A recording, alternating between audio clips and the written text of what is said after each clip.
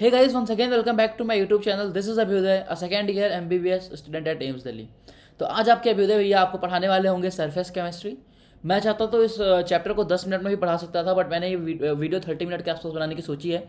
इसका रीज़न ये है क्योंकि मैं 10 मिनट में चाहता था आपको पढ़ा देता सरफेस केमिस्ट्री, बट हो सकता था इसमें से कुछ पॉइंट्स मिस हो जाते.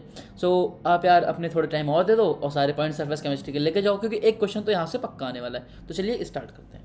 सरफेस केमिस्ट्री में सबसे इंपॉर्टेंट जो सबसे पहली चीज़ है वो है सॉर्प्शन. सॉर्प्शन का मतलब होता है एड्जॉर्प्शन प्लस एब्जॉर्प्शन. दोनों में देखो आप दिख रहा है ना, सॉर्प्शन सॉर्प्शन वर्ड दिया हुआ है. Adsorption plus absorption is called sorption. Adsorption मतलब क्या होता है? एड्जॉर्प्शन मतलब होता है जैसे मान लो ये आपका एड्जॉर्बेंट है. क्या है? दिस इज योर बॉडी, ये आपकी बॉडी है. इसके ऊपर आके आपके जो गैस मॉलिक्यूल्स हैं ऐसे ऐसे ऐसे ऐसे चिपक जाएं. This is called adsorption. This is called adsorption. और एब्जॉर्प्शन, जैसे एब्जॉर्प्शन क्या होगा? जब ये मॉलिक्यूल्स इसी के अंदर चले जाएं और इसके अंदर जाके एब्जॉर्ब हो जाएं. This is called as absorption. और इन दोनों प्रोसेस को मिला के हम कहते हैं सॉर्प्शन. फिर ये जो एड्जॉर्प्शन है इसका जो एक्सटेंट है किसके डायरेक्टली प्रोपोर्शनल होता है? ये डायरेक्टली प्रोपोर्शनल होता है आपके सरफेस एरिया के. सरफेस एरिया के डायरेक्टली प्रोपोर्शनल होता है at at given temperature and at given pressure.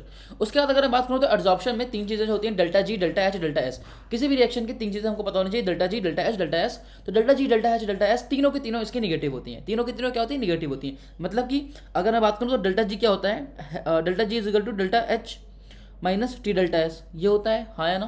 तो डेल्टा, ये कह रहा है डेल्टा एच निगेटिव है, यस. ये कह रहा है डेल्टा एस भी निगेटिव है. आपको पता है कि सबसे ज़्यादा रिएक्शन तब फेवरेबल होता है जब डेल्टा एच निगेटिव हो और डेल्टा एस पॉजिटिव हो, क्योंकि ये दोनों मिला के उसको डेल्टा जी को निगेटिव कर देते हैं. बट यहाँ पे ऐसा नहीं है. यहाँ पर क्या है? इसका डेल्टा एच निगेटिव है, बट इसका जो डेल्टा एस है ये भी निगेटिव है. मतलब कि जब आप टेम्परेचर को बहुत ज़्यादा कर दोगे तो ये वाला जो टर्म है ये निगेटिव निगेटिव मल्टीप्लाई होकर पॉजिटिव बन सकता है.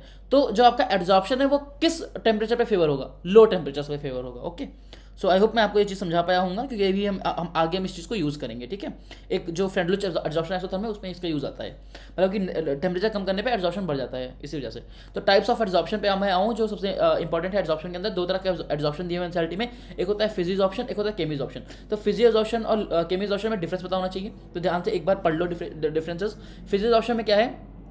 एक्टिवेशन एनर्जी जो रिक्वायर्ड होती है वो कम होती है. केमियोजॉर्प्शन में एक्टिवेशन एनर्जी रिक्वायर्ड होती है. उसके बाद अगर मैं बात करूँ वंडरवॉल फोर्सेस की, तो वंडरवॉल फोर्सेस लगती हैं फिजियोजॉर्प्शन में, जबकि केमिकल बॉन्ड्स बनते हैं केमियोजॉर्प्शन में. फिजियोजॉर्प्शन नॉन स्पेसिफिक है, जबकि केमियोजॉर्प्शन स्पेसिफिक है आपका. उसके बाद अगर मैं बताऊँ तो फिजियोजॉर्प्शन में जो गैसेज होती हैं वो ज़्यादा इजीली लिक्विफेबल गैसेज जल्दी एब्जॉर्ब होती हैं. क्यों?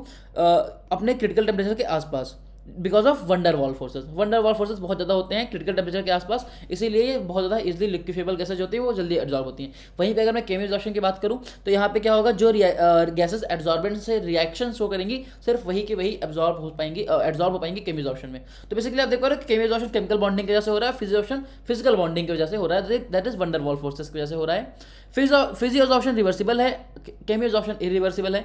फिजियोजॉर्प्शन का जो डेल्टा एच है वो -20 टू -40 होता है, जबकि केमियोजॉर्प्शन का जो डेल्टा एच होता है वो -80 टू -240 होता है. वहीं पर अगर मैं बात करूँ तो फिजियोजॉर्प्शन मल्टी मॉलिक्यूलर लेयर्स में बनता है, मतलब हाई प्रेशर के अंदर. बट केमियोजॉर्प्शन आपका यूनी मॉलिक्यूलर लेयर में बनता है. अगर मैं बताऊं तो जैसा मैंने आपको बताया कि प्रेशर और सरफेस एरिया दोनों को बढ़ा देंगे अगर, तो दोनों टाइप्स ऑफ एड्जॉर्प्शन बढ़ जाएंगे. क्यों? क्योंकि स्टार्टिंग में बताया मैंने आपको, extent of adsorption is directly proportional to the surface area. चलो अब आता हूं मैं नेक्स्ट टॉपिक पे, that is a Freundlich adsorption isotherm. तो फ्रेंडलिच एड्जॉर्प्शन आइसोथर्म का पहले तो इक्वेशन क्या होता है, तो वो इंपॉर्टेंट है. X by m is equal to K P 1/n. यहाँ पर आपको n की वैल्यू पता होनी चाहिए, तो यहाँ पे n जो होता है वो आपका ग्रेटर देन 1 होता है. ठीक है, इतना आपको पता होना चाहिए. उसके बाद यहाँ पे x क्या है? x है mass of the gas adsorbed. यहाँ पे m क्या है? m है आपका mass of the adsorbent at pressure p. फिर उसके बाद यहाँ पे आपका ये जो k है और n है, ये क्या है? k और n क्या है? ये सारे कांस्टेंट हैं जो कि डिपेंड करेंगे कि एड्जॉर्बेंट और गैस जो है उसका नेचर कैसा है. फिर अगर आगे मैं बात करूं कि इसका ग्राफ कैसा बनेगा, तो ग्राफ ऐसा बनेगा x by m o p का. X by m o p का ग्राफ ऐसा कुछ बनेगा. आप देख रहे हो ये हाई प्रेशर पे आके सैचुरेशन रीच कर जा रहा है. मतलब हाई प्रेशर पे आके ये कांस्टेंट सा लग रहा है, हाई प्रेशर पे आके कांस्टेंट सा लग रहा है. पहले बहुत तेजी से बढ़ा था, बट हाई प्रेशर आने पे जैसे ये एकदम कांस्टेंट सा हो गया. फिर उसके बाद अगर आपसे ऐसा ग्राफ बना के पूछ लेगा पेपर में, एक्स बाई एम का ग्राफ दे देगा, T3 T2 T1 दे देगा, पूछेगा कि टेम्परेचर का रेशियो बताओ. तो देखो कैसा होगा, जैसे मैंने आपको क्या बताया था, एक्स बाई एम क्या शो कर रहा है? एड्जॉर्प्शन शो कर रहा है, हाँ या ना? एक्स बाई एम क्या शो कर रहा है? डिग्री ऑफ एड्जॉर्प्शन शो कर रहा है. तो सबसे ज़्यादा एड्जॉर्प्शन कब होगा? जब टेम्परेचर कम होगा. जब टेम्परेचर कम होगा। सबसे ज़्यादा एड्जॉर्प्शन कहाँ हो रहा है, T3 पे हो रहा है, उसके बाद T2 पे, फिर T1 पे। तो टेम्परेचर इसका जस्ट अपोजिट होगा, मतलब T1 सबसे ज़्यादा, T2 उससे कम, T3 उससे कम। और इसका कहाँ से मैंने आपको ये बताई चीज़, जब मैंने स्टार्टिंग में आपको पढ़ाया था delta G is equal to delta H minus T delta S, वहाँ से मैंने आपको बताया था कि टेम्परेचर कम करने पे एड्जॉर्प्शन जनरली बढ़ जाता है। ये सैचुरेशन पे रीच कर जाएगा हाई प्रेशर पे। उसके बाद अगर हम इसको लॉग ले दोनों साइड पे, तो बन जाएगा log x by m is equal to log k plus 1/n into log p. और 1/n की वैल्यूज कहाँ से कहाँ तक के बीच में हो सकती हैं, 0 से 1 के बीच में हो सकती हैं। और जो प्रोबेबल रेंज होती है वो कितनी होती है, 0.1 टू 0.5। ये आपको वैल्यूज याद करनी है, क्योंकि पेपर में कभी कभी सीधे यही क्वेश्चन आता है कि what is the probable range value of 1/n। So please आप इसको याद कर लेना, 0.1 टू 0.5। अगर बात करो एड्जॉर्प्शन फ्रॉम सॉल्यूशन फेज, तो सॉल्यूशन फेज में एड्जॉर्प्शन क्या होगा, वहां पे हमने क्या पढ़ा था, x by m is equal to K P 1/n। बस इस पी को आप सी से रिप्लेस कर दो, मतलब जो प्रेशर था उसको आप कंसंट्रेशन से रिप्लेस कर दो, बस आपका adsorption in the solution phase का फॉर्मूला आ जाएगा। फिर उसके अगर मैं बात करूँ, एक्सटेंट ऑफ एड्जॉर्प्शन डिपेंड करता है on the concentration of solute in the solution. उसके बाद अगर मैं बात करूँ, एक्सटेंट ऑफ एड्जॉर्प्शन डिपेंड करेगा कि सॉल्यूट और सॉल्वेंट का नेचर क्या है। तो बेसिकली जो प्रेशर वाली चीज़ें थी वो जस्ट एनालॉगस हो गई हैं, यहाँ पे आपका सॉल्यूट और सॉल्वेंट की बात हो गई है। देन अगर मैं आऊँ एप्लीकेशंस ऑफ एड्जॉर्प्शन, तो आप इसको एक बार जस्ट रीड कर लो अगर, तो भी आपका काम चल जाएगा कि एड्जॉर्प्शन के एप्लीकेशन कहाँ कहाँ है। क्वेश्चन ऐसा आएगा कि which of the following is not application of adsorption, तो वहाँ पे आपको पता होगा ना कि एप्लीकेशन ऑफ एड्जॉर्प्शन क्या क्या है, तभी तो आप बता पाओगे। तो हाई वैक्यूम बनाने में, removal of colouring matter from solution, gas mask बनाने में, ह्यूमिडिटी कंट्रोल में, हेट्रोजीनस कैटालिसिस में, सेपरेशन ऑफ इनर्ट गैसेस में, curing diseases, flotation process, adsorption indicators and then chromatographic analysis. आप इसको बस एक बार पढ़ लेना, रीड कर लेना इस वाले टॉपिक को कि इसका यूज़ कहाँ कहाँ होता है, एड्जॉर्प्शन के एप्लीकेशन क्या क्या होते हैं, और आपका काम हो जाएगा। साथ ही साथ हम वीडियो में आगे बढ़ें उससे पहले मैं आपको बताना चाहता हूँ, ये मेरा टेलीग्राम चैनल है Abhyuday AIIMS Delhi 17 out of 720। So यहाँ पे मैंने सारी ब्लॉक केमिस्ट्री जो भी है, D&F block, P block, S block and साथ ही साथ हाइड्रोजन का मैंने क्या किया है, अपना मार्क NCERT PDF अपलोड कर दिया है। ठीक है, ये मैंने अपने ऑक्सीजन एप्लीकेशन में पढ़ाया था बच्चों को जिन्होंने क्रैश कोर्स खरीदा था, तो वहाँ पर मैंने पढ़ाया था, बट मैंने इसको फ्री ऑफ कॉस्ट अपने टेलीग्राम चैनल पर प्रोवाइड कर दिया। टेलीग्राम चैनल का लिंक जो होगा डिस्क्रिप्शन में होगा, वहाँ से आप डाउनलोड कर लेना। और आप लास्ट टाइम में आपको बहुत ज़्यादा हेल्प कर सकता है, क्योंकि हो सकता है कि आप पूरा रिवाइज ना कर पाओ, और अगर आप इतना भी इंपॉर्टेंट यहाँ पे रिवाइज कर लोगे ना तो काम हो जाएगा। मैंने इसमें क्या किया है, 2 लाइन से अंडरलाइन किया है, येलो लाइन और ग्रीन लाइन। किससे, येलो और ग्रीन लाइन से अंडरलाइन कर रखा है। येलो वाला ज़्यादा इंपॉर्टेंट है, ग्रीन वाला उससे थोड़ा कम इंपॉर्टेंट है। तो आप उतनी चीज़ें तो ज़रूर पेपर में ब्लॉक केमिस्ट्री से पढ़ के जाना। और यहाँ पे मैंने एम्स की फोटो भी लगा रखी है, क्योंकि आपको एक मोटिवेशन दिलाने के लिए कि जब आप ये सारी चीज़ें पढ़ोगे, इस टेलीग्राम चैनल को ज्वाइन करोगे, तो आपका रास्ता इधर का बनने लगेगा। चलो आगे बढ़ते हैं। तो हमारा पहला टॉपिक हो गया एड्जॉर्प्शन। अब हमारा नेक्स्ट टॉपिक पे आता है कैटालिसिस। कैटालिसिस का टर्म किसने सजेस्ट किया था, बर्जीलियस ने। उसके बाद KClO3 को हीट करते हैं तो KCl प्लस O2 बनता है। इसमें कैटालिस्ट कौन सा यूज होता है, इसमें कैटालिस्ट यूज होता है manganese dioxide MnO2। Haber's process में जिसमें अमोनिया बनता है, उसमें मॉलिब्डेनम जो होता है वो प्रमोटर होता है, आयरन जो होता है वो कैटालिस्ट होता है। तो दो चीज़ें होती हैं, एक होता है प्रमोटर, एक होता है पॉइजन। तो देखो प्रमोटर क्या होता है, जो एक रिएक्शन को बढ़ा देता है, और पॉइजन जो होता है एक रिएक्शन को रोक देता है, मतलब कि कम कर देता है। ठीक है, कैटालिस्ट और प्रमोटर में अंतर होता है, मतलब डिफरेंस होता है। कैटालिस्ट वो होता है जो मतलब रिएक्शन को एक्चुअली कैटलाइज कर रहा होता है, बट प्रमोटर क्या करता है, प्रमोटर सिर्फ उस कैटालिसिस के जो रिएक्शन का रेट होता है उसको थोड़ा सा बढ़ा देता है। समझ रहे हो मेरी बात। पॉइजन जो होगा उस कैटालिसिस के रेट के रिएक्शन को थोड़ा रोक देगा। अब कैटालिसिस भी दो टाइप्स के होते हैं, हेट्रोजीनस कैटालिसिस, होमोजीनस कैटालिसिस। तो हेट्रोजीनस और होमोजीनस कैटालिसिस में क्या डिफरेंस है, हेट्रोजीनस कैटालिसिस और होमोजीनस कैटालिसिस में डिफरेंस ये है कि हेट्रो मतलब क्या है, डिफरेंट। तो डिफरेंट है मतलब कि आपका जो ये है क्या कहते हैं, इसमें जो आपका बेसिकली कैटालिस्ट है वो उसकी स्टेट, और ये जो आपका रिएक्टेंट है इसकी स्टेट डिफरेंट होती है। जैसे आप SO2 और PT की आप देख सकते हो डिफरेंट स्टेट है, वहीं पे होमोजीनस में आपका जो रिएक्टेंट होगा और आपका जो कैटालिस्ट होगा उनकी स्टेट सिमिलर होगी। अगर मैं बात करूँ हेट्रोजीनस कैटालिसिस के एग्जाम्पल क्या क्या है, तो हेबर्स प्रोसेस है, ओस्टवाल्ड प्रोसेस है, हाइड्रोजिनेशन है। उसके बाद होमोजीनस के लिए क्या है, hydrolysis of methyl acetate and hydrolysis of sugar. उसके बाद अब आते हैं जो थ्योरीज दी हुई हैं NCERT के अंदर कैटालिसिस को एक्सप्लेन करने की जो थ्योरीज हैं। पहली theories adsorption theory of heterogeneous catalysis. तो पहली है आपकी old adsorption theory of catalysis. जो पहली थ्योरी थी, ओल्ड थ्योरी, वो क्या कहती थी, वो कहती थी जब कंसंट्रेशन ऑफ रिएक्टेंट बढ़ जाता है on surface increases rate of reaction, adsorption being an exothermic process, the heat of adsorption is utilised in increasing the rate of the reaction. तो ये कहना ही चाह रहा है कि देखो ठीक है, जब ये कह रहा है कि सरफेस पे जब बहुत सारा कंसंट्रेशन बढ़ जाएगा रिएक्टेंट का, तो ये क्या करता है, ये आपका रेट ऑफ रिएक्शन को बढ़ा देता है। ये क्या करता है, रेट ऑफ रिएक्शन को बढ़ा देता है। ये कह रहा है कि एब्जॉर्प्शन कैसा प्रोसेस है, एक्सोथर्मिक है। अभी हमने पढ़ा ना डेल्टा एच इसका निगेटिव होता है। तो कह रहा है जैसे जैसे इसमें आपके ज़्यादा से ज़्यादा मॉलिक्यूल्स कंसंट्रेशन बढ़ती जाएगी, वैसे वैसे हीट रिलीज होती जाएगी, और वही हीट जो होगी वो रेट ऑफ रिएक्शन को बढ़ाने में काम आ जाएगी। So this was the old absorption theory. ये ओल्ड एब्जॉर्प्शन थ्योरी का क्या कहते हैं मानना था। फिर उसके बाद अब हमारे पास आती है नेक्स्ट थ्योरी, जिसने कहा था इंटरमीडिएट कंपाउंड फॉर्मेशन, कि जो आपका एक इंटरमीडिएट कंपाउंड बनता है। इंटरमीडिएट कंपाउंड फॉर्मेशन, ये जो आपका थ्योरी है, ये जस्ट लाइक एंजाइम वाली थ्योरी है, जहाँ पे आप पढ़ते नहीं थे कि सबस्ट्रेट आया, एंजाइम आया, सबस्ट्रेट एंजाइम बाइंड हुए, सबस्ट्रेट एंजाइम कॉम्प्लेक्स बना, फिर उसके बाद क्या होता है, सबस्ट्रेट और प्रोडक्ट बन जाता है, एंजाइम वहाँ से हट जाता है, बट एंजाइम में कोई चेंज नहीं आता। So it is just like enzyme वाली theory, intermediate formation theory. Then अगर मैं आऊँ मॉडर्न एब्जॉर्प्शन थ्योरी, जो अभी फॉलो होती है, सो it is basically combination of intermediate compound formation theory and old absorption theory. मतलब ये जो ओल्ड एब्जॉर्प्शन थ्योरी थी और इंटरमीडिएट कंपाउंड थ्योरी थी, इन दोनों का मिक्सचर है, इन दोनों का कॉम्बिनेशन है। ये मॉडर्न एब्जॉर्प्शन थ्योरी जो होती है, ये किसका क्या चीज़ नहीं एक्सप्लेन करती है। तो क्वेश्चन आ सकता है कि which of the following is a limitation of the modern absorption theory. ये क्वेश्चन आ सकता है, अभी तक नहीं आया, दैट डजंट मीन कि ये पेपर में नहीं आ सकता आगे, क्योंकि यार आप देखो ना, एनटीए जो है वो एनसीईआरटी की तरफ ज़्यादा बढ़ रहा है, तो एनसीईआरटी से वो कुछ भी पूछ सकता है। सो ये क्वेश्चन आएगा, which of the following is not a limitation of modern absorption theory. तो क्या लिमिटेशन नहीं है, सॉरी क्या लिमिटेशन है, मतलब लिमिटेशन ये है कि प्रमोटर ऑफ पॉइजन्स की एक्टिविटी को एक्सप्लेन नहीं कर पाए अभी तक। देन उसके बाद में आऊँ important features of solid catalyst. अगर मैं सॉलिड कैटालिस्ट पे आता हूँ कि सॉलिड कैटालिस्ट के इंपॉर्टेंट फीचर्स क्या क्या होते हैं, तो पहला होता है आपका एक्टिविटी। एक्टिविटी मतलब क्या होता है, depend upon the strength of chemi absorption to large strength. Activity depend करता है किसके ऊपर, केमी एब्जॉर्प्शन के ऊपर, कि कितना ज़्यादा केमी एब्जॉर्प्शन होगा, जितना ज़्यादा केमी एब्जॉर्प्शन होगा उतना ज़्यादा उसकी एक्टिविटी होगी। हाइड्रोजनेशन रिएक्शन की अगर मैं बात करूं तो कैटालिटिक एक्टिविटी इंक्रीज करती है ग्रुप 5 से लेकर ग्रुप 11 तक। सबसे ज़्यादा मैक्सिमम एक्टिविटी शो करते हैं ग्रुप 7 टू ग्रुप 9। तो ये क्वेश्चन आते हैं पेपर में कि which of the following group shows the maximum catalytic activity towards hydrogenation reaction. तो आंसर होता है ग्रुप 7 to 9। ठीक है, फिर उसके बाद आपने एक्टिविटी, ये पहला फीचर पढ़ा सॉलिड कैटालिस्ट का। अब हम दूसरा फीचर पढ़ते हैं सॉलिड कैटालिस्ट का, दैट इज सेलेक्टिविटी। क्या पढ़ते हैं, सेलेक्टिविटी।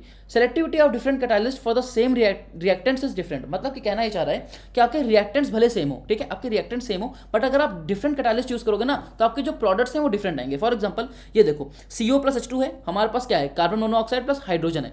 हमने जब निकल में डाला तो हमारे पास क्या बना, CH4+H2O, मतलब मीथेन प्लस वाटर बना। बट जब हमने कॉपर, जिंक ऑक्साइड और CrO3 यूज किया तो हमारा क्या बना, CH3OH बना।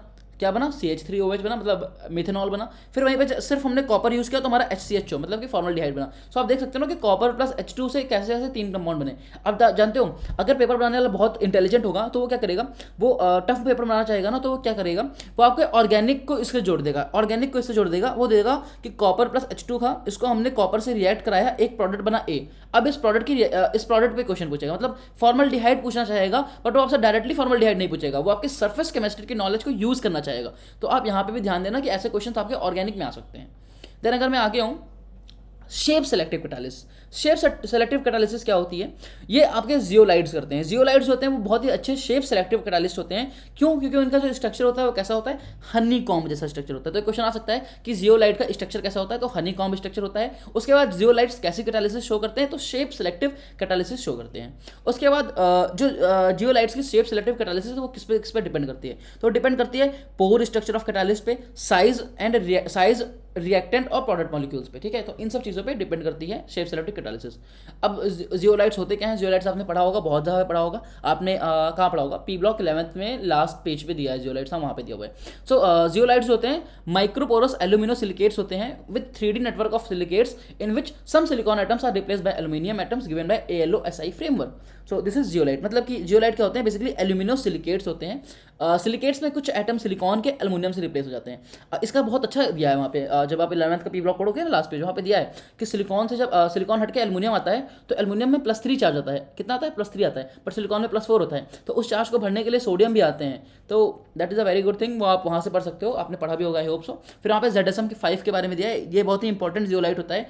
ये बहुत इंपॉर्टेंट इसलिए होता है क्योंकि पेट्रोलियम इंडस्ट्री में होता है, यूज़ होता है। अब आप पूछोगे भैया पेट्रोलियम इंडस्ट्री में क्यों यूज़ होता है, तो ये पेट्रोलियम इंडस्ट्री में इसलिए यूज़ होता है दोस्तों क्योंकि ये अल्कोहल को ना डायरेक्टली गैसोलीन, मतलब अल्कोहल से पेट्रोल बना देता है। क्या करता है, अल्कोहल से पेट्रोल बनाता है। Convert alcohol directly into gasoline, petrol, by dehydrating them to give a mixture of hydrocarbons, by giving them to give a mixture of hydrocarbons. मतलब कि अल्कोहल से सीधे पेट्रोल बना सकते हैं। तो आप इसको ऐसे याद कर सकते हो कि ZSM 5 क्या करता है, ZSM-5 करता है अल्कोहल से पेट्रोल बनाने का काम। तो कभी कभी क्या होता है ना पेपर में कि बच्चे भूल जाते हैं कि यार गैसोलीन से अल्कोहल बनाता था कि अल्कोहल गैसोलीन से अल्कोहल, के अल्कोहल से गैसोलीन। तो आप याद करो ना, ZSM-5 क्यों यूज़ करेंगे?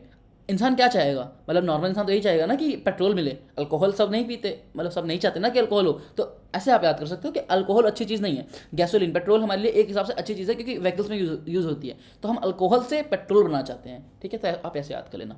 उसके बाद मैं एक आपको टेबल बनी हुई है एनसीईआरटी में। उसमें क्या दिया हुआ है ना, उसमें बहुत सारे एंजाइम्स दिए हुए हैं जो कि उनके ऑर्गेनिजम्स दिए हुए हैं कि कहाँ कहाँ से ये निकाले जाते हैं। तो उसमें से जानते हो मैंने कुछ ही लिखे हैं, इसमें मैंने कुछ ही लिख रखे हैं। क्यों कुछ लिख रखे हैं आप सोचोगे?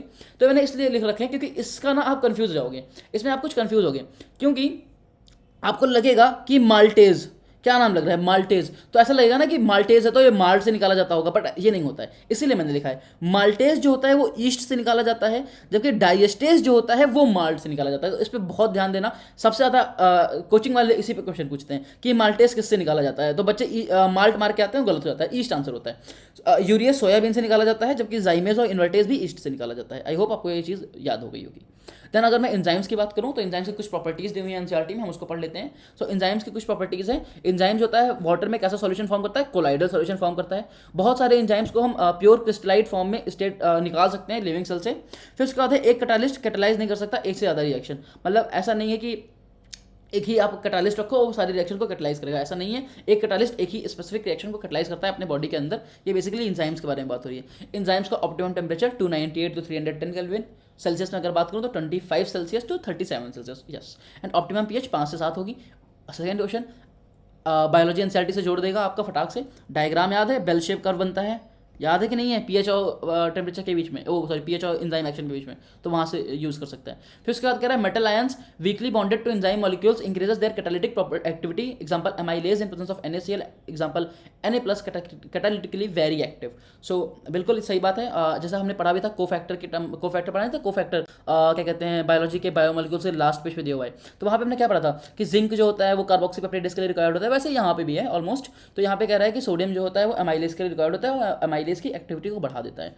एनीवेज अब यहाँ पे जो मैं स्ट्रीम फार्मिंग आपको पढ़ाने जा रहा हूँ, ये एक टॉपिक नहीं है, ये एनसीईआरटी में ना एक क्वेश्चन दिया हुआ है। तो मैंने उस क्वेश्चन से ये चीज़ आपके लिए चुराई हुई है क्योंकि वो क्वेश्चन इस फॉर्म में पूछ सकता है, इस फॉर्म में पूछ सकता है। तो हेबर्स प्रोसेस में क्या होता है, कह रहा है जब मीथेन को हम वाटर से रिएक्ट कराते हैं तो आपका H2+CO बनता है। तो ये जो कार्बन मोनोऑक्साइड बनता है ना, इसको हम बहुत जल्दी निकालते हैं, इसको जल्दी से निकाल लेते हैं। क्यों? क्योंकि ये एक्ट कर सकता है as a poison for the Haber's process. तो ये चीज़ आप थोड़ा सा ध्यान दे देना, ठीक है।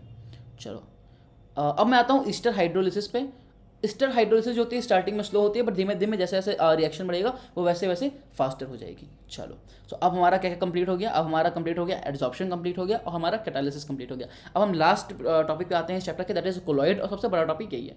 सो कोलॉइड एक हेट्रोजीनियस सिस्टम है। सबसे इंपॉर्टेंट क्वेश्चन तो पहला यही आता है कि इसका रेंज ऑफ डायमीटर क्या होता है। तो 1 नैनोमीटर तो 1000 नैनोमीटर होती है। इसको आंगस्ट्रॉम में कन्वर्ट कर लेना क्योंकि पेपर में देखना ध्यान से कि आंगस्ट्रॉम पूछ रहा है कि नैनोमीटर पूछ रहा है। उसके बाद इसका सरफेस एरिया बहुत ज़्यादा होता है per unit mass. Solid in solid, solid sol, solid in liquid sol, solid in gas aerosol, liquid in solid gel, liquid in liquid emulsion, liquid in gas aerosol, gas in solid solid sol, gas in liquid foam. बहुत ज़्यादा हो गया, कैसे याद करेंगे हैं, यही लग रहा है ना। तो देखो ध्यान से देखो मेरी बात, आपको क्या करना होगा इसमें। देखो मैंने यहाँ पे कुछ अंडरलाइन किए हुए हैं, कुछ अंडरलाइन क्यों है, ये ज़्यादा इंपॉर्टेंट है, ये ज़्यादा इंपॉर्टेंट है। उसके बाद ये ज़्यादा इंपॉर्टेंट है। And the second thing is आपको ये नाम याद करने हैं। एटलीस्ट आपको ये नाम से पता होना चाहिए कि ये सॉलिड इन सॉलिड होता है या सॉलिड इन लिक्विड होता है, इतना तो आपको पता होना चाहिए, ठीक है, इतना आपको पता होना चाहिए। तो इसको आप याद कैसे करोगे, इसको आप याद कैसे करोगे, तो देखो मैं आपको एक ट्रिक बताता हूँ। सबसे पहले अगर आपका गैस सॉल्वेंट है, मतलब आपका गैस सॉल्वेंट है, गैस के अंदर कुछ है, तो गैस इन गैस तो होमोजीनियस हो गया, गैस इन गैस तो होमोजीनियस हो गया।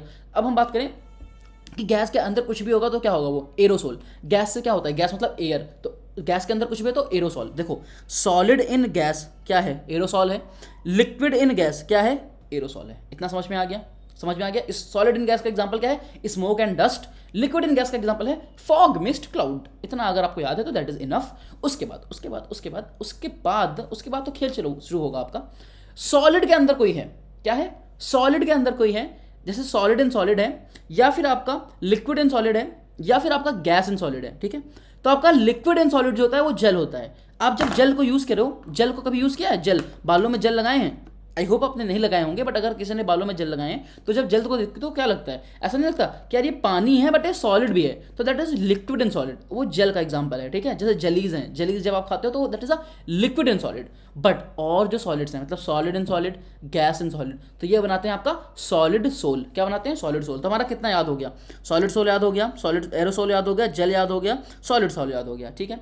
अब हम आते हैं कि लिक्विड के अंदर, ठीक है। अब हम आते हैं लिक्विड के अंदर जो चीज़ें बनती हैं उसको क्या नाम देते हैं। तो सबसे पहले है सॉलिड इन लिक्विड, उसके बाद है आपका लिक्विड इन लिक्विड, और उसके बाद है गैस इन लिक्विड, ठीक है। सो सॉलिड इन लिक्विड, तो आप ये देखो ना कि जहाँ पे भी सॉलिड अभी तक हम नाम आ रहा था वहाँ पे हम सॉलिड सॉल यूज़ कर रहे थे, सॉलिड सॉल यूज़ कर रहे थे, बट यहाँ पे क्या है, सॉलिड लिक्विड के अंदर है। इस बार सॉलिड सॉलिड के अंदर नहीं है, तो हम सॉलिड एक सॉलिड हटा देते हैं, एक सॉलिड हटा देते हैं और सॉल लिख देते हैं, तो सॉलिड इन लिक्विड क्या हो गया? सॉल हो गया। ये भी याद हो गया हमको। अब हमारे पास क्या बचा याद करने को? लिक्विड इन लिक्विड और gas in liquid. Liquid in liquid emulsion होता है, जैसे आपका मिल्क हो गया, मिल्क में पानी मिला देते हैं, तो that is example of liquid in liquid and emulsion.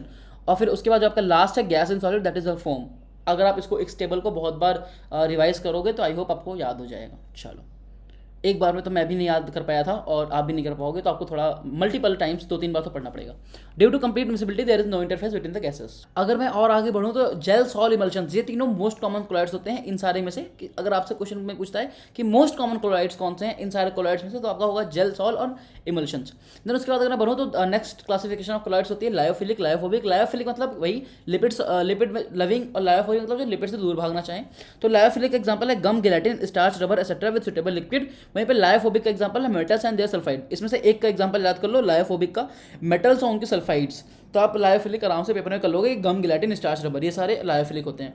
ऊपर से लायोफिलिक जो होते हैं वो रिवर्सिबल होते हैं, जबकि लायोफोबिक जो होते हैं वो इरिवर्सिबल होते हैं। मतलब कि लायोफोबिक की स्टेबिलिटी कम होती होगी, लायोफिलिक की स्टेबिलिटी ज़्यादा होती होगी। देन उसके बाद अगर नेक्स्ट क्लासिफिकेशन ऑफ कोलाइड पे आऊँ तो उसके हिसाब से 3 तरह के कोलाइड होते हैं, मल्टी मॉलिक्यूलर, मैक्रोमॉलिक्यूलर और एसोसिएटेड। मल्टी मॉलिक्यूलर मतलब क्या? जो बहुत सारे मॉलिक्यूल से मिलकर बने हो, जैसे S8 लग रहा है ना, 8 मॉलिक्यूल से मिलकर बना है, तो मल्टी मॉलिक्यूलर, गोल्ड का सॉल्व हो गया। देन मैक्रोमॉलिक्यूलर मतलब कि जिसके मॉलिक्यूल्स बहुत बड़े बड़े हैं, जैसे starch, protein, enzymes, polythene, nylon etcetera. Then उसके बाद मैं एसोसिएटेड पे आता हूँ अगर, तो एसोसिएटेड का एग्जांपल हो जाएगा आपका सोप, सिंथेटिक डिटर्जेंट्स एक्सेट्रा, ठीक है।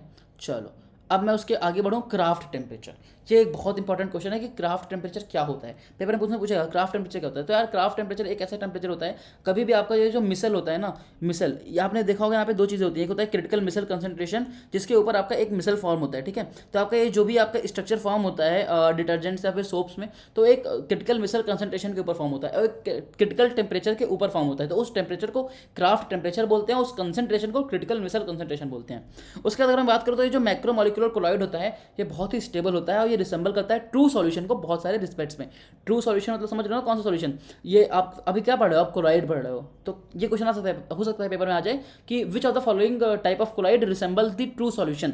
तो आंसर होगा मैक्रोमॉलिक्यूलर कोलॉइड। या फिर ऐसे भी पूछ सकता है कि which of the following resembles true solution, तो इनमें से कोई एग्जांपल दे देगा मैक्रोमॉलिक्यूलर का। तो बस पूछने के तरीके हैं। फिर मैं अगर सोप के एक्शन पे बढ़ूँ तो सोप का एक्शन आपको मालूम ही है कि हाइड्रोफिलिक हेड होता है, पोलर हेड होता है, आपकी जो हाइड्रोफोबिक टेल होती है वो नॉन पोलर होती है।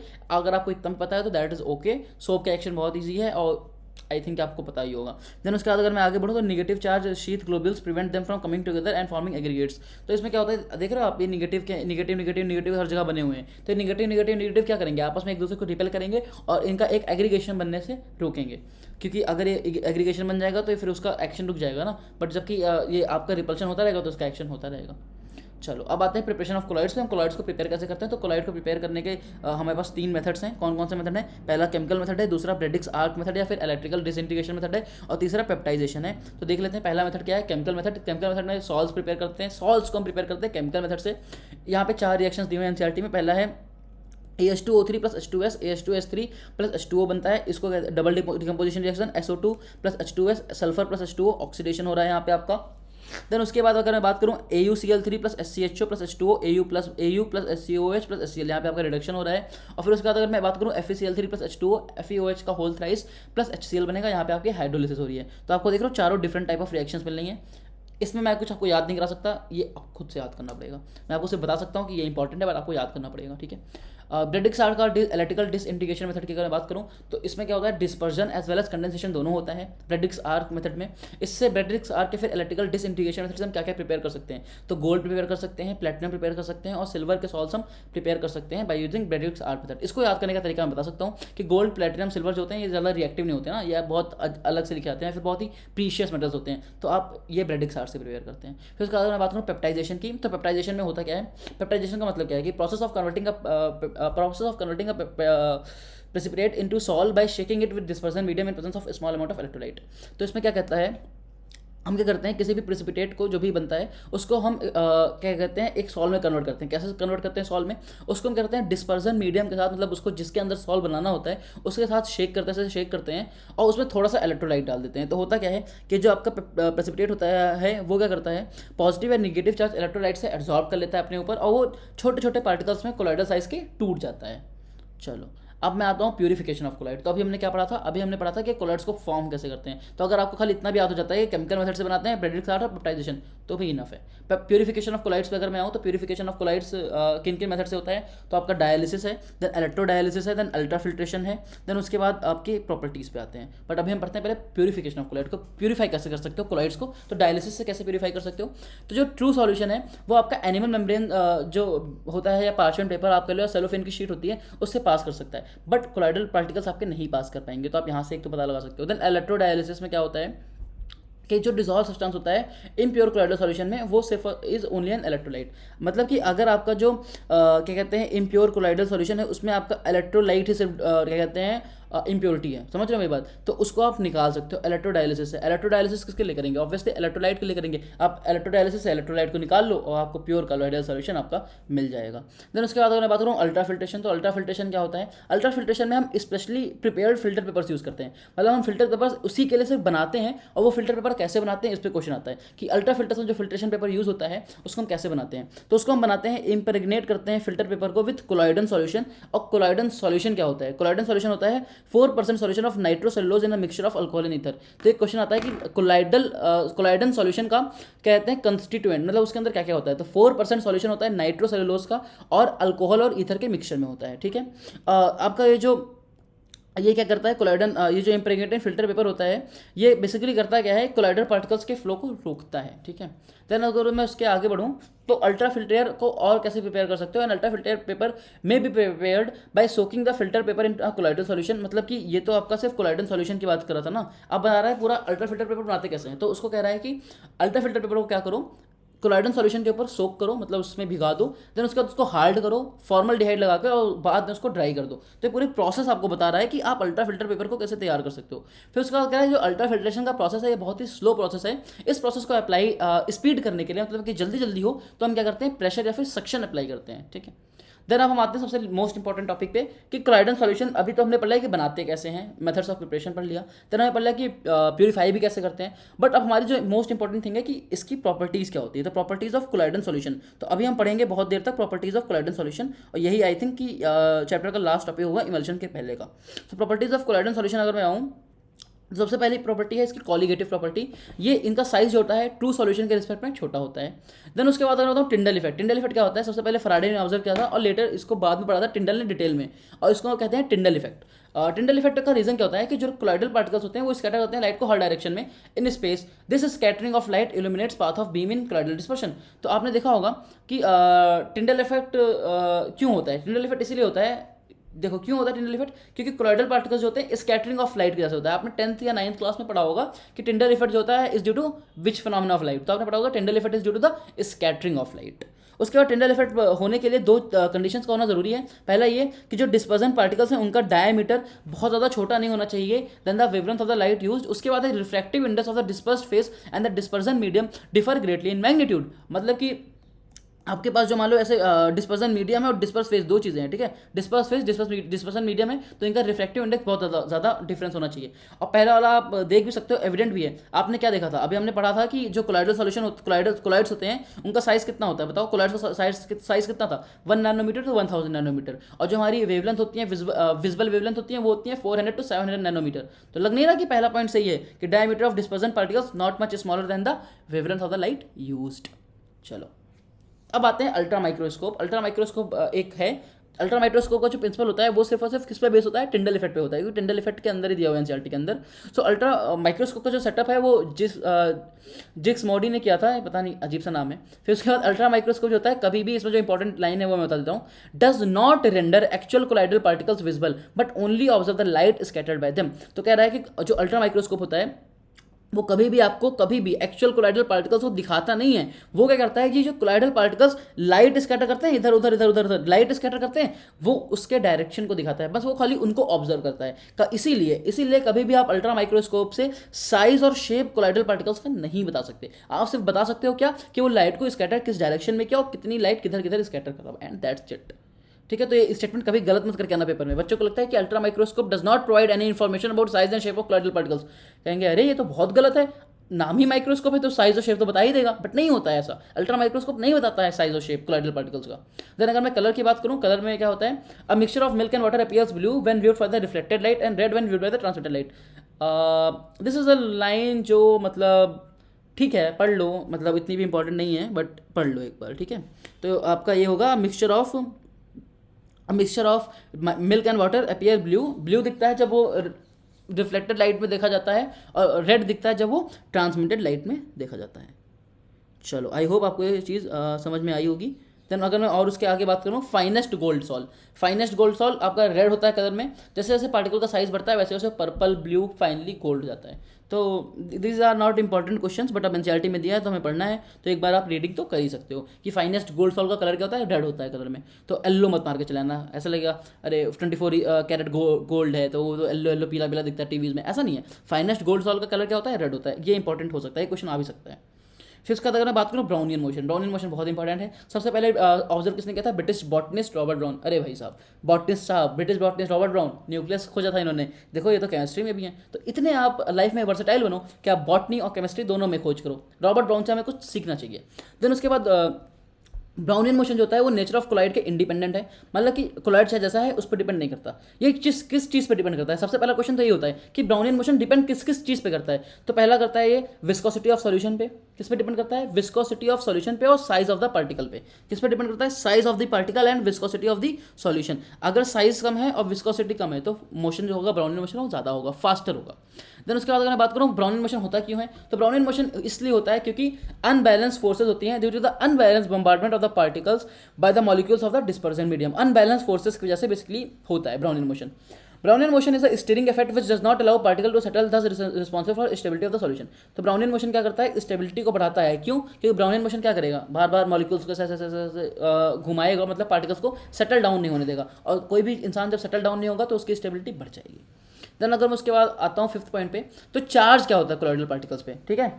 कभी भी हमेशा कोई भी कोलॉइडल पार्टिकल्स होगा तो वो हमेशा और हमेशा कोई ना कोई इलेक्ट्रिकल चार्ज जरूर कैरी करेगा, always and always carry electrical charge. फिर उसके बाद एक क्वेश्चन पेपर में ये भी आता है कि which of the following is an example of positively charge solve, which of the following is an example of negatively charge solve. तो ये आपका एनसीईआरटी में दिया हुआ है, प्रॉपर एक टेबल बनी है, आप चाहो तो वहाँ से पढ़ लो, चाहो तो आप यहाँ से पढ़ लो। तो इसका एग्जाम्पल अगर बताओ पॉजिटिव सॉल्व का, तो metal oxide, hydrated metal oxides, basic dyes जैसे मिथाइलिन हो गया, देन हीमोग्लोबिन हो गया।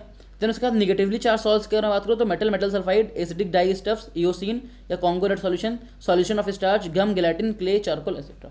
तो आपको ये चीज़ें याद करनी पड़ेंगी और इसके एग्जांपल्स तो रटने पड़ेंगे, आ सकता है पेपर में, पक्का आ सकता है। देन उसके बाद क्या कहते हैं चार्ज कैसे अक्वायर्ड होता है, तो अगर मैं बात करूँ, मान लो आपके पास AgNO3 भरा हुआ था एक कंटेनर में, उसमें आपने KI डाल दिया, क्या डाल दिया, KI डाल दिया, तो आपका जो बना, मान लो आपका AgI बना, क्या बना, AgI बना। तो आपको अगर पता लगाना है कि AgI ने कौन सा वो उठाया होगा, क्या उठाया होगा, AgI ने इसमें से Ag+ उठाया होगा कि I- उठाया होगा। तो हमेशा एक रूल याद रखना, मैं बता दे रहा हूँ, हमेशा एक रूल याद रखना, जो ज़्यादा क्वालिटी में होगा, जो ज़्यादा क्वांटिटी में होगा हमेशा वो उसको उठाएगा, मतलब बेसिकली। तो AgNO3 ऑब्वियसली कंटेनर में है, KI बाहर से डालो तो AgNO3 ज़्यादा हुआ होगा, तो वो किसको उठा लिया, आप देखो ध्यान से देखना, किसको उठाया, इसने Ag+ को उठाया। वहीं पे सेकंड केस में देखो KI और AgNO3 का रिएक्शन हुआ, AgI बना। तो इस बार मुझे बताओ कि ये क्या क्या उठा सकता था, या तो Ag+ को उठाता है तो I- को उठाता, Ag+ यहाँ से उठाना पड़ता, I- यहाँ से उठाना पड़ता। कहाँ पे ज़्यादा है, I- ज़्यादा लग रहा है कि Ag+ ज़्यादा लग रहा है, ऑब्वियसली I- ज़्यादा है तो ये I- को बना लेगा। ऐसे ही यहाँ पर भी है, FeCl3H2O में जब डालोगे तो आपका Fe2O3.XH2O बनेगा, और ये किसको उठाता है, Fe3+ बनाता है। तो ये आपको याद करना पड़ेगा, ये दोनों बहुत इंपॉर्टेंट है, ये दोनों अलग अलग एनसीईआरटी में दिया हुआ है कि FeCl3 जब H2O हॉट से रिएक्ट करता है तो कौन सा सॉल्व बनाता है, तो बनाता है Fe2O3.XH2O Fe3+, and it is a positively charge solve.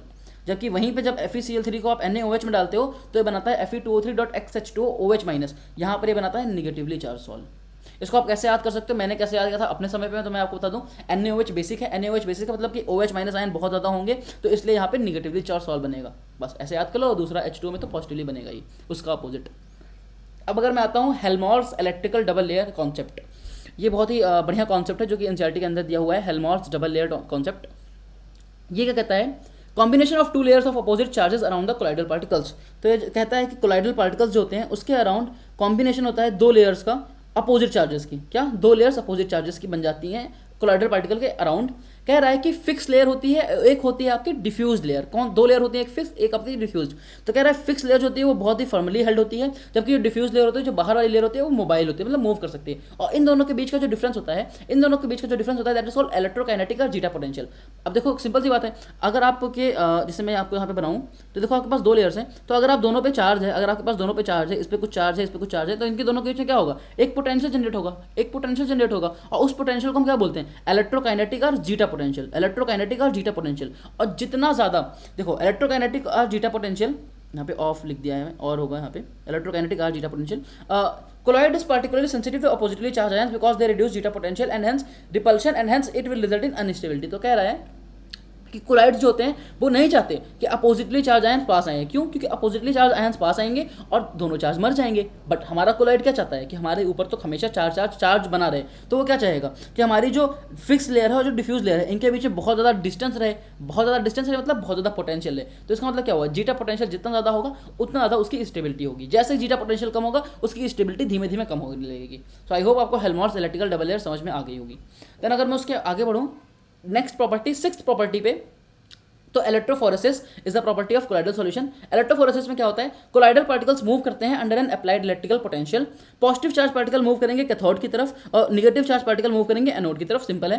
इलेक्ट्रोऑस्मोसिस क्या होता है, इलेक्ट्रोऑस्मोसिस में क्या होता है ना, सब कुछ उल्टा हो जाता है। मतलब कि जब इलेक्ट्रोफोरेसिस को हम प्रिवेंट करते हैं कुछ सुटेबल मीन से, मतलब मान लो हमने इलेक्ट्रोफोरेसिस को प्रिवेंट कर दिया, तो जो आपका डिस्पर्स फेज है ना वो तो नहीं मूव करेगा, बट जो आपका डिस्पर्सन मीडियम है वही मूव करना स्टार्ट कर देता है। That process known as electroosmosis. कैसे याद कर सकते हो, ऑस्मोसिस मतलब क्या होता है, ऑस्मोसिस मतलब होता है ना कि जब कोई हाई कंसंट्रेशन से लो कंसंट्रेशन में जाए, तो डिस्पर्सन मीडियम में वही तो होगा ऑलमोस्ट, डिस्पर्सन मीडियम ज़्यादा होगा तो वो ऑब्वियसली हाई से लो में जाने लगेगा, मतलब कि डिस्पर्सन मीडियम मूव करने लगेगा। तो आप ऐसे याद कर सकते हो इलेक्ट्रोऑस्मोसिस। देन अगर मैं आगे बढ़ूँ, कोआगुलेशन और प्रिसिपिटेशन, क्या पढ़ूँ, कोआगुलेशन एंड प्रिसिपिटेशन पढ़ूँ, ये लास्ट प्रॉपर्टी है आपकी। तो कोआगुलेशन और प्रिसिपिटेशन कहता है कि हम लायोफोबिक सॉल्ट्स का कोआगुलेशन कैसे करा सकते हैं। अभी हमने बताया ना 2 तरह के सॉल्ट्स होते हैं, लायोफोबिक, लायोफिलिक। लायोफोबिक जो होते हैं वो कैसे होते हैं, इरिवर्सिबल होते हैं, और लायोफिलिक क्या होते हैं, रिवर्सिबल सॉल्ट्स होते हैं। तो कोआगुलेशन मतलब होता है कि उनको आप खत्म कैसे कर सकते हो, मतलब बेसिकली हम उनको खत्म कैसे कर सकते हो। तो आप उनको खत्म कर सकते हो इलेक्ट्रोफोरेसिस से। दूसरा, 2 अपोजिटली चार्ज सॉल्ट्स को मिला दो, म्यूचुअल कोआगुलेशन करा दो, मतलब कि अपोजिटली चार्ज सॉल्व होंगे, इसके पास पॉजिटिव इसके पास नेगेटिव, दोनों अपोजिट नेगेटिव, पॉजिटिव नेगेटिव खत्म कर देंगे, जीरो आ जाएगा। और मैंने हमेशा बताया कि कोलाइड पे हमेशा चार्ज रहेगा, अगर चार्ज नहीं है तो वो कोलाइड नहीं सकता। फिर उसके बाद बॉइलिंग से आप हटा सकते हो, बॉइलिंग से आप क्या कहते हैं कोआगुलेशन करा सकते हो। देन उसके बाद आप परसिस्टेंट डायलिसिस से करा सकते हो और कोई इलेक्ट्रोलाइट डाल के भी करा सकते हो। अगर मान लो आपका पॉजिटिवली चार्ज सॉल्व है तो आप कौन सा इलेक्ट्रोलाइट डालोगे, बताओ कौन सा डालोगे, निगेटिव डालोगे, क्योंकि आपको चार्ज तो खत्म करना है, पॉजिटिवली चार्ज डालोगे। तो अब आता है हार्डी-शल्ज रूल, जिस पे नीट में सबसे ज़्यादा क्वेश्चन आता है। दिस इज द टॉपिक जहाँ से नीट में सबसे ज़्यादा क्वेश्चन आते हैं। तो हार्डी-शल्ज रूल की अगर मैं बात करूँ तो ये कहता है the greater the concentration of the flocculating ion added the greater its power to cause precipitation. तो कह रहा है कि जितना ज़्यादा आप फ्लोकुलेटिंग आयन डालोगे, फ्लोकुलेटिंग आयन क्या हुआ, मतलब कि मान लो आपके पास पॉजिटिवली चार्ज सॉल्व रखा हुआ है, इसमें आपने निगेटिव आयन डाला, क्या डाला, निगेटिव आयन डाला, ठीक है। तो जितना ज़्यादा आप कंसंट्रेशन डालोगे इस आयन की, that is this ion is known as flocculating ion, इसका आप जितना ज़्यादा कंसंट्रेशन डालोगे उसकी पावर उतनी ज़्यादा होगी, ऑब्वियसली पता चल रहा है। फिर अब आ रहे हैं कोआगुलेशन वैल्यू, क्या होता है coagulation value, minimum concentration of electrolyte in millimoles per litre required to cause precipitation of solution in 2 hours. तो इसकी डिफिनेशन याद कर लेना एज इट इज, क्या कहना चाह रहा है। तो कोआगुलेशन वैल्यू कहना चाह रहा है कि इलेक्ट्रोलाइट की कम से कम कंसंट्रेशन मिलीमोल्स पर लीटर में, जो कि प्रेसिपिटेशन करा सकती है सॉल्व का 2 घंटे के अंदर। तो आप मुझे बताओ कि अगर किसी का कोआगुलेशन वैल्यू ज़्यादा है, मतलब किसी का ज़्यादा अमाउंट चाहिए सेम चीज़ को, क्या कहते हैं, अनस्टेबल है, मतलब उसको खत्म करने में, प्रिसिपिटेट करने में, तो ऑब्वियसली उसकी जो पावर है वो कम है, समझ रहे हो मेरी बात? अगर उसकी कोगुलेशन वैल्यू ज़्यादा है, मतलब उसका कंसंट्रेशन ज़्यादा चाहिए वही सेम काम करने के लिए, तो उसकी इफिशियंसी क्या होगी, मतलब फ्लोकुलेटिंग पावर क्या होगी, कम होगी। तो कोगुलेशन वैल्यू जिसकी ज़्यादा होगी उसकी फ्लोकुलेटिंग पावर कम होगी। उसके बाद अगर मैं बात करूँ स्टेबिलिटी, तो स्टेबिलिटी मैंने क्या बताया था, लायोफिलिक की ज़्यादा होती है, लायोफोबिक की कम होती है। क्यों? क्योंकि लायोफोबिक में सिर्फ चार्ज की वजह से स्टेबिलिटी होती है, बट लायोफिलिक में दो वजह से स्टेबिलिटी होती है, एक तो होता है चार्ज की वजह से और दूसरा होता है सॉल्वेशन की वजह से। चलो अब आते हैं कि लायोफिलिक सॉल्ट का कोगुलेशन कैसे होगा। ये तो हमने पढ़ा लायोफोबिक सॉल्ट के कोगुलेशन कैसे होंगे, अब पढ़ते हैं लायोफिलिक सॉल्ट के कोगुलेशन कैसे होंगे। तो पहला होगा बाय एडिंग एन इलेक्ट्रोलाइट और दूसरा है by adding some suitable solvent. तो इन दोनों वजह से, इन दोनों के तरीके से हम लायोफिलिक सॉल्ट्स को कोगुलेट कर सकते हैं। सो आई होप आपको कोगुलेशन समझ में आ गया होगा, कोगुलेशन ऑफ सॉल्ट्स। उसके बाद अगर मैं पढ़ूँ तो प्रोटेक्टिव कोलाइड क्या होता है, तो प्रोटेक्टिव कोलाइड मतलब होता है लायोफिलिक कोलाइड प्रिवेंट और protect lyophobic colloids from electrolyte by forming a layer around them. तो कहना ये चाह रहा है कि जो लायोफिलिक कोलाइड्स होते हैं वो लायोफोबिक कोलाइड को प्रिवेंट करते हैं। मान लो हमारे पास ये हमारे पास लायोफोबिक कोलाइड है, क्या है, लायोफोबिक कोलाइड है, इसके बाहर एक लेयर बना देगा लायोफिलिक कोलाइड, और ये जो लायोफिलिक कोलाइड है ना, ये लायोफोबिक कोलाइड को प्रिवेंट करेगा। क्या करेगा? प्रिवेंट करेगा। किससे प्रिवेंट करेगा? इलेक्ट्रोलाइट से, कि उसका कोगुलेशन ना कॉज हो। एंड इस जगह पे हम लायोफिलिक कोलाइड को क्या बोलते हैं, लायोफिलिक कोलाइड ऐड करता है एज अ प्रोटेक्टिव कोलाइड। क्यों प्रोटेक्टिव कोलाइड? क्योंकि लायोफोबिक कोलाइड को प्रोटेक्ट कर रहा है। किससे प्रोटेक्ट कर रहा है? इलेक्ट्रोलाइट से प्रोटेक्ट कर रहा है। उसके बाद अब हम आते हैं इमल्शंस पे। इमल्शन हमारा लास्ट टॉपिक है चैप्टर का। इमल्शंस आपको इसमें याद क्या करना है, इमल्शंस से आपको याद करना है कि ऑयल इन वाटर इमल्शन का एग्जांपल क्या होता है और वाटर इन ऑयल का एग्जांपल क्या होता है। देन उसके बाद इमल्सिफाइंग एजेंट्स क्या क्या होते हैं दोनों के लिए, ऑयल इन वाटर के लिए और वाटर इन ऑयल के लिए। तो ऑयल इन वाटर के लिए मिल्क और vanishing cream oil in water का एग्जांपल होता है। देन उसके बाद अगर मैं वाटर इन ऑयल की बात करूँ तो बटर और क्रीम, ये वाटर इन ऑयल का होता है। वाटर इन ऑयल आप कैसे याद कर सकते हो, बटर में आपको ऑब्वियसली पता है ज़्यादा ऑयल होता है, पानी तो कमी होता है ना, पानी कहीं दिखता है बटर में, नहीं दिखता ना, तो आप कह सकते हो वाटर इन ऑयल है। और ऑयल इन वाटर का आप कैसे कह सकते हो, मिल्क में आपको क्या दिखता है, मतलब पानी भी नहीं दिखता, बट ऑब्वियसली ऑयल से तो ज़्यादा ही दिखता है पानी, तो आप ऐसे याद कर सकते हो कि ऑयल इन वाटर मिल्क है। अब मैं बात करूँ इमल्सिफाइंग एजेंट्स की, तो आपको पूरा प्रॉपर याद करना है। ऑयल इन वाटर का इमल्सिफाइंग एजेंट है protein, gum, natural and synthetic soaps. Water in oil का इमल्सिफाइंग एजेंट है heavy metal, salts of fatty acids, long chain alcohol, lamp blacks etcetera. उसके बाद अगर मैं बात करूँ droplets in emulsion are often negatively charge and can be precipitated by electrolytes. तो कह रहा है जो इमल्शंस में ड्रॉपलेट्स होते हैं वो ऑफन निगेटिवली चार्ज होते हैं और हम इलेक्ट्रोलाइट्स डालकर उनको प्रेसिपिटेट करा सकते हैं। अगर मैं कोलाइड्स के एग्जांपल्स की बात करूँ तो कोलाइड्स के एग्जांपल हैं अपनी ब्लू कलर की sky, fog mist rain, food articles, soils, delta formation. आपको पता है ना जब रिवर्स मिलती है तो डेल्टा बनता है, तो उस वो भी कोलाइड का एग्जांपल है। Blood is also an example of colloidal solution of albuminoid substance. Stipic action of Lm and FeCl3 is due to the coagulation of blood forming a clot which stop further bleeding। तो एक important चीज़ है कि blood का जो स्टिपिक action होता है वो किसकी वजह से होता है, तो होता है Lm और FeCl3 की वजह से। ठीक है, अब हम आते हैं एप्लीकेशन ऑफ कोलाइड्स पे। लास्ट टॉपिक है इस चैप्टर का कि एप्लीकेशन क्या है कोलाइड के, तो अब हम देख लेते हैं एप्लीकेशन ऑफ कोलाइड। तो electrical precipitation of smoke, Cottrell precipitator, इसका क्या कहते हैं एप्लीकेशन है। एप्लीकेशन आपको सिर्फ एक बार पढ़ के जाना, याद नहीं करने की जरूरत नहीं है, बट एक बार दिमाग में होना चाहिए। फिर ड्रिंकिंग वाटर के प्यूरिफिकेशन में एलम का यूज़ करते हैं। देन उसके बाद मेडिसिन में ये इंपॉर्टेंट है, पक्का इंपॉर्टेंट है, आ सकता है एर्गाइरॉल आई लोशन में यूज होता है, एंटीमनी कालाजार के ट्रीटमेंट में, और गोल्ड इंट्रामस्कुलर इंजेक्शन में। सोच रहे हो गोल्ड आपका इंट्रामस्कुलर इंजेक्शन में यूज हो रहा है, इतना महंगा आता है गोल्ड, तो उसके इंजेक्शन कितने महंगे होंगे। Then colloidal medicine are more effective because they have a large surface area and are easily assimilated. तो कह रहा है कि जो कोलाइडल मेडिसिन होती हैं वो ज़्यादा अच्छी होती है क्योंकि ज़्यादा इफेक्टिव होती है, उनका सरफेस एरिया ज़्यादा होता है और जल्दी से एसिमिलेट कर जाती हैं बॉडी के अंदर। मिल्क ऑफ मैग्नीशिया भी इमल्शन होता है जो कि मेडिसिन की तरह हम यूज़ करते हैं। देन उसके बाद अगर मैं टैनिंग की बात करूँ, टैनिंग में एप्लीकेशन होता है कोलाइड का। टैनिंग में क्या होता है, एनिमल हाइड्स जो होती हैं वो पॉजिटिवली चार्ज पार्टिकल्स होते हैं, जबकि जो टैनिन होते हैं वो निगेटिवली चार्ज पार्टिकल्स होते हैं। इन दोनों के बीच में म्यूचुअल कोगुलेशन होता है। टैनिंग में क्या होता है, एनिमल हाइड्स और टैनिन के बीच में प्रॉपर म्यूचुअल कोगुलेशन होता है। म्यूचुअल कोगुलेशन से क्या होता है, लेदर आपका हार्ड कर जाता है। तो देख लो सारा आपका इसका ये जो चैप्टर आपने पढ़ा इसी के एप्लीकेशंस हैं। देन उसके बाद फोटोग्राफी, फिल्म और प्लेट्स में यूज़ होता है। देन इंडस्ट्रियल प्रोडक्ट्स में यूज़ होता है। फिर रबर इंडस्ट्री में जो लैटेक्स होता है ये कोलॉइडल सॉल्यूशन होता है रबर पार्टिकल्स का जो कि निगेटिवली चार्ज होते हैं। तो पेपर में अभी यही क्वेश्चन आ जाए कल को कि latex is a dash charge sol, negatively charge, positively sol, या फिर ऑप्शन नंबर 3 म्यूचुअल कोगुलेशन से बनता है, ऑप्शन नंबर 4 तीनों।